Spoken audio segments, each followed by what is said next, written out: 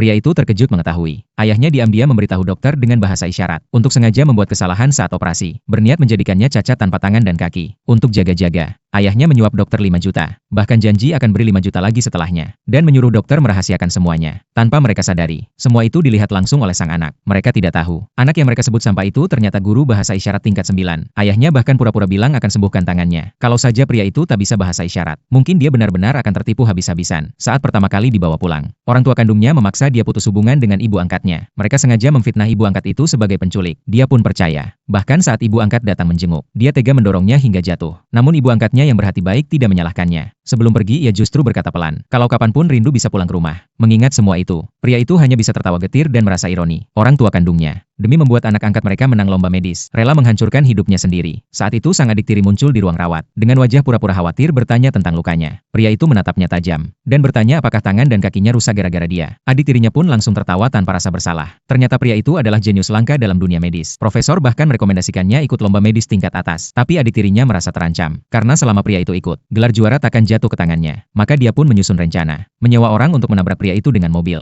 lalu menghancurkan tangannya dengan besi, agar dia tak bisa jadi dokter bedah lagi. Setelahnya dia pura-pura jadi korban juga. Padahal semua itu dilihat sendiri oleh pria itu dari awal sampai akhir. Adik tirinya bahkan dengan sombong menantang balik. Lalu tiba-tiba terdengar langkah kaki orang tua mereka dari luar. Adik tirinya langsung pura-pura jatuh, lalu mengerang kesakitan, berteriak agar kakaknya tidak memukulnya. Saat orang tua masuk, melihat adegan itu langsung marah besar. Ibu menuduh pria itu menyiksa adiknya. Ayah bahkan langsung menyuruh dokter untuk hentikan pengobatan. Di saat itulah, pria itu benar-benar kecewa dengan keluarga ini. Lalu ia menelepon ibu angkatnya. Saat itu sang ibu angkat sedang negosiasi proyek bernilai triliunan. Begitu tahu anaknya kecelakaan dan ingin pulang, ia tanpa ragu membatalkan kerjasama. Langsung pergi menjemput. Tak lama kemudian, ibu angkatnya tiba di rumah sakit. Kebetulan bertemu orang tua kandung pria itu. Mereka langsung mengenali. Asisten di samping ibu angkat itu adalah sekretaris pribadi orang terkaya. Masa depan bisnis mereka bergantung pada bantuan orang itu. Namun mereka tidak sadar. Orang itu adalah ibu angkat yang dulu mereka fitnah. Melihat anaknya luka parah seperti itu, ibu angkat langsung memanggil tim dokter terbaik dunia untuk mengoperasinya secara langsung. Tidak lama kemudian, lomba medis yang ditunggu-tunggu pun dibuka. Karena saingan terbesarnya absen, adik tiri jadi sangat percaya diri. Ayahnya bahkan mengumumkan secara terbuka bahwa pria itu menyerah ikut lomba. Sontak kepala sekolah kaget, karena sehari sebelumnya, pria itu janji akan hadir tepat waktu, demi tidak menyia-nyiakan bakat langka. Kepala sekolah memutuskan menunda lomba 1 hari, bahkan menjamin dengan nama baiknya sendiri. Tapi sang ayah justru menuduh kepala sekolah tidak adil, dan atas nama ayah kandung, memutuskan pria itu mundur dari perlombaan. Saat semua orang mengira dia gagal ikut lomba, tiba-tiba dia muncul dengan kursi roda. Melihat kondisinya seperti itu, adik tiri merasa dia tidak akan jadi ancaman, lalu pura-pura setuju membiarkan dia ikut lomba. Ayahnya pun marah besar, menyuruh dia segera keluar dari tempat lomba. Namun detik berikutnya, pria itu melepas gips dari tangannya di depan semua orang, lalu berdiri dari kursi roda, dan mengumumkan lomba dimulai sekarang.